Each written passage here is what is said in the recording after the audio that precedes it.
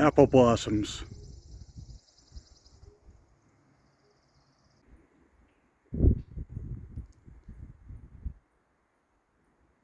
Peach blossoms.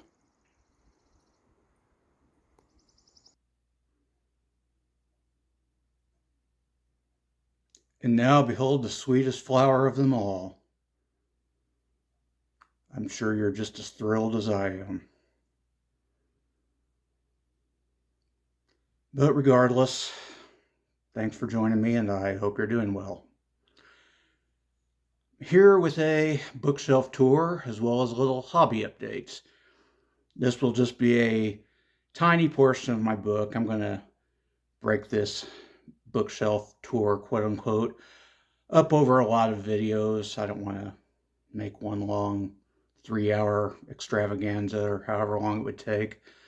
So you'll be seeing mostly history books with this one, probably all history books actually, but you'll probably be seeing other tours with more history books and other tours with other types of nonfiction and then many genres of fiction as well. So this is not an indication of everything on my shelves at all, so just keep that in mind.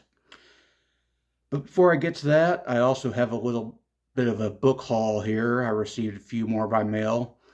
This is more Civil War related, so if that's not to your taste, there'll be chapters on this. Feel free to skip ahead or cut away as you will. So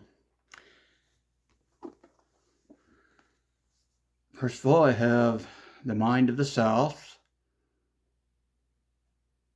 These are kind of what you call classical historical works. I have a lot of interest in the South because I have a lot of family from there.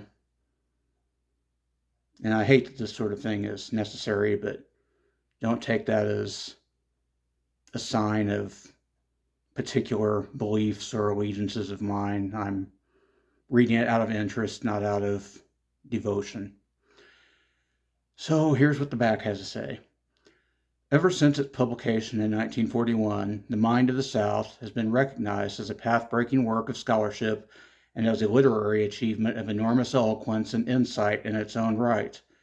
From its investigation of the Southern class system to its pioneering assessments of the region's legacies of racism, religiosity, and romanticism, W.J. Cash's book defined the way in which millions of readers on both sides of the Mason-Dixon line would see the South for decades to come.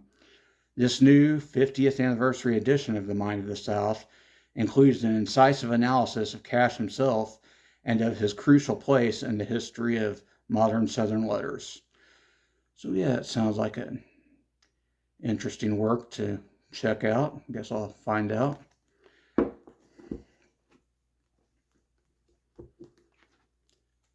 Next I have here, And the War Came, the Northern Secession Crisis, 1860 through 1861. And of course, it's going to be about the North's reaction to when the Southern states started seceding.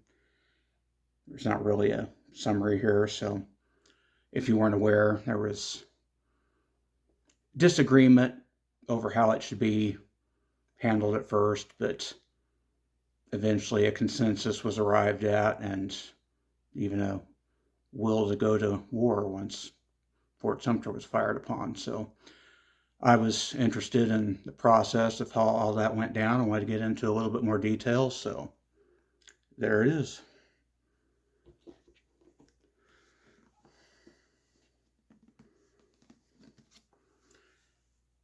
Next I have Constitutional Problems Under Lincoln. And again, no real description on the back, but this is a subject that's always interested me. It's been the subject of many debates. Lincoln certainly expanded executive authority and pushed the limits of the Constitution at various points during the Civil War. And that's always made me a little uncomfortable at certain points. And of course, I understand it was extreme times and that he was trying to save the Union, but I'm still not entirely comfortable with it. I guess I think that these things often begin with good intentions. Road to hell being paved with the skulls of bishops or good intentions and all that jazz. But I wanted to get into a little bit deeper analysis of it and see what a legal history has to say. So that's why I ordered it. Looking forward to it. And last I have Virginia Secedes, a documentary history. And I don't think I'll read the back of that one. I think the title speaks for itself. It's just annotated primary documents of the debates and the process Virginia underwent before they finally arrived at this decision to secede. So I wanted to get into some detail on that. So here it is. Yeah, I'm looking at this summary on the back. It's actually quite lengthy, and I'm not sure it would provide a lot of insight.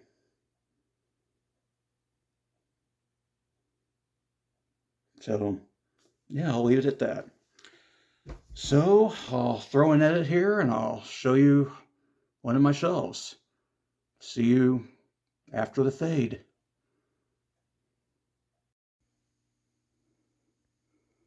Okay, you're looking at one of my shelves here. It's right next to my hobby working space, actually.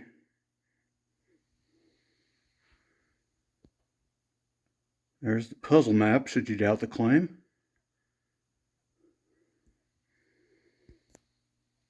But let's see if I can zoom in here.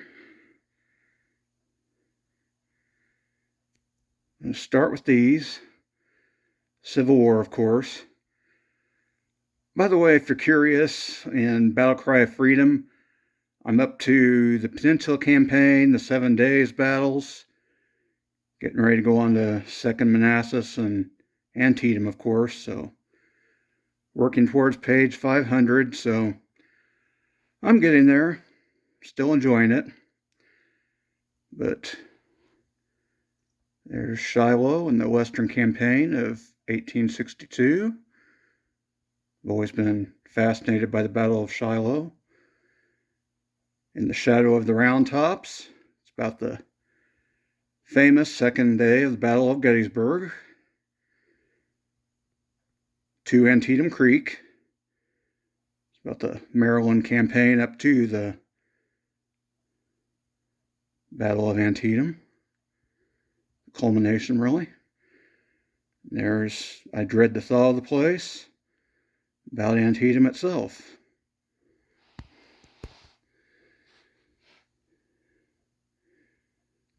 Here we have A People's Tragedy, about the Russian Revolution.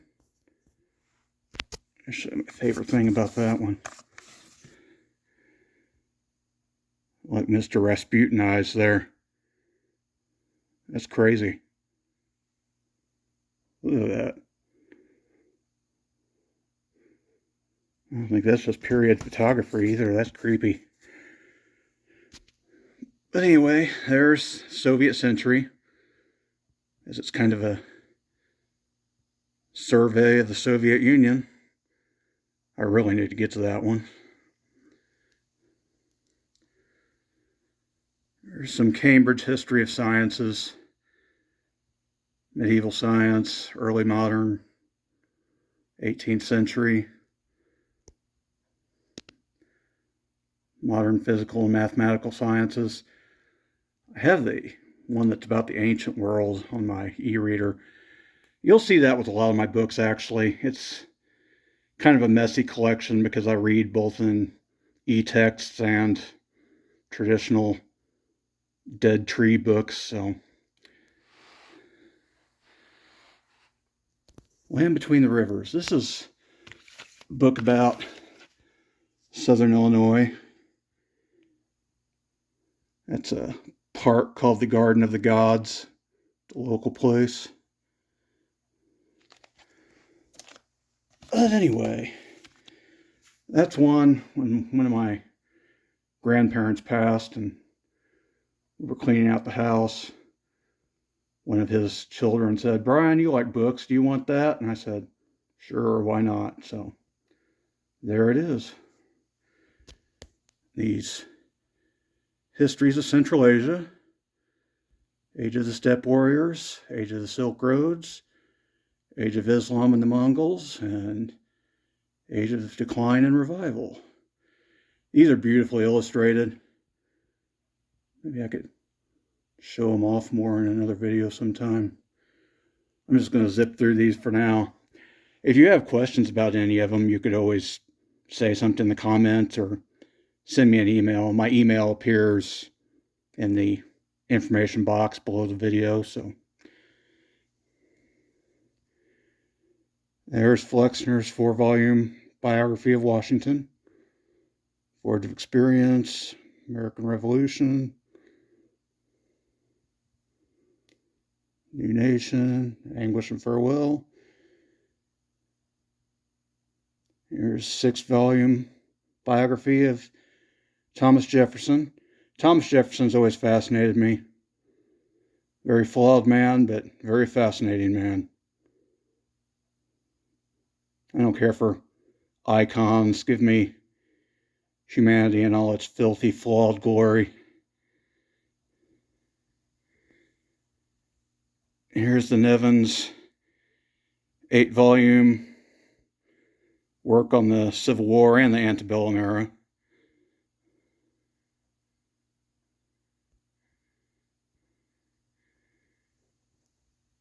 And here are these Cambridge surveys of the First and Second World Wars. Get military history, political angle, how civil institutions came into it. Here again, you get the military history, politics, more the economic society and culture. In case you couldn't tell, I haven't read very many of these in total. It's kind of embarrassing. Need to get cracking.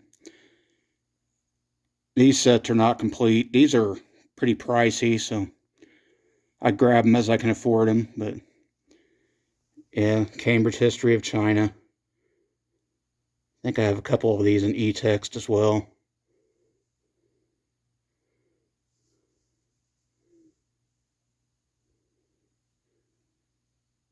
Yeah, you can see the subtitles on there.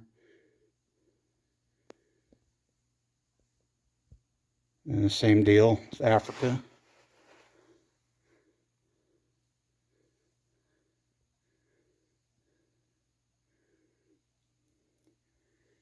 And finally, Japan. I do believe this set is complete.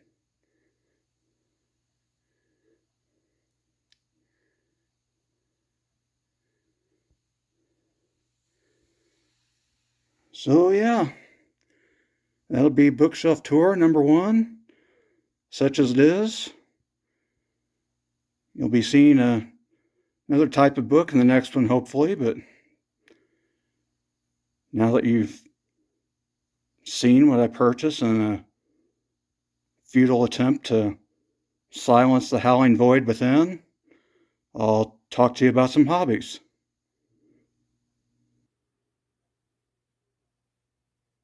Okay, by way of my hobby update, I finished up my book Nook, which I'll be showing you in just a minute. But before I get to that, I just wanted to talk about my next project, which will be a jigsaw puzzle. And if you are a returning viewer, you might recall a while back that I showed you a couple of puzzles and asked you to vote on which one you preferred. And Zodiac was the winner.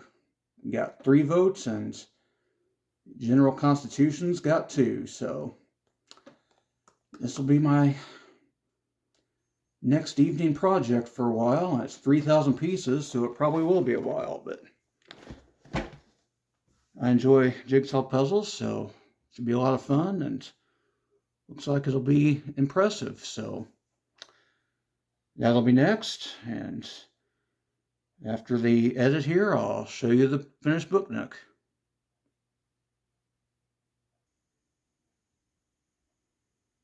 Okay, here's your completed book nook.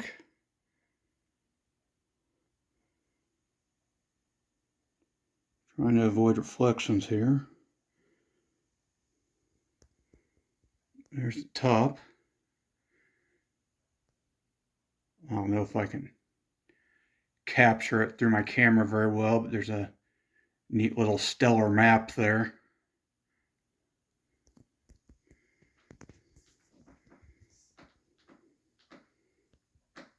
On this side, that nice little design.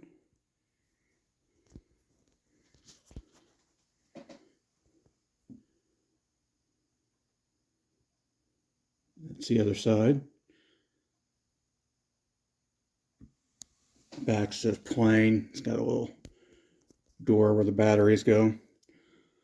But yeah, this was a challenge, but an enjoyable one. And it's a neat product. There's your lights.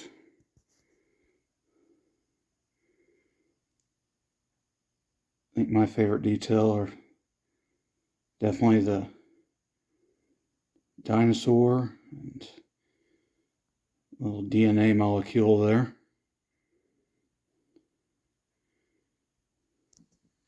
I like the little microscope as well.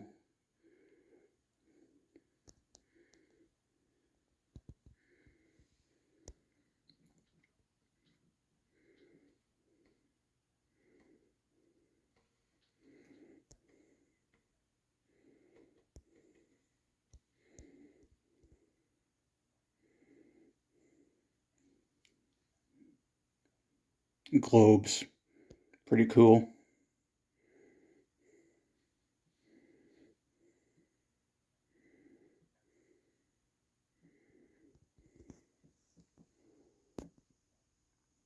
Always gotta love a little model ship.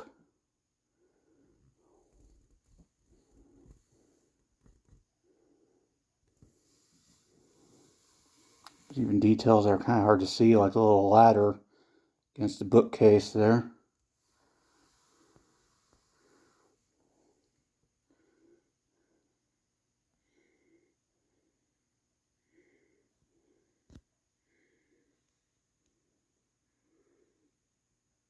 A little projector and phonograph.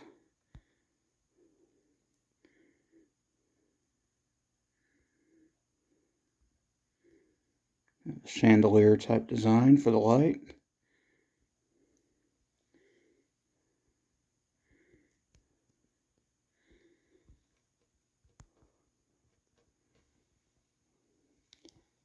So yeah, pretty pleased with how this turned out. I think I'll definitely be doing another one of these. It's funny, my mother saw this when I was done with it, and she asked me if I had anywhere particular I was going to display it, and I said, no, not really, and she said, well, you want to put it in my office? I've got space for it, and I said, yeah, sure, why not? Woman's been through a lot, some of it because of me. So yeah, it was kind of special. Felt like a kid making something out of popsicle sticks for Mother's Day or something. And Mom gets to think that her 46-year-old baby is talented and special, so it worked out for everybody. But anyway, hope you're all doing well. I thank you for sticking with me, and I hope you'll join me again next time I decide to ramble at my camera. So until then, take care. Later days.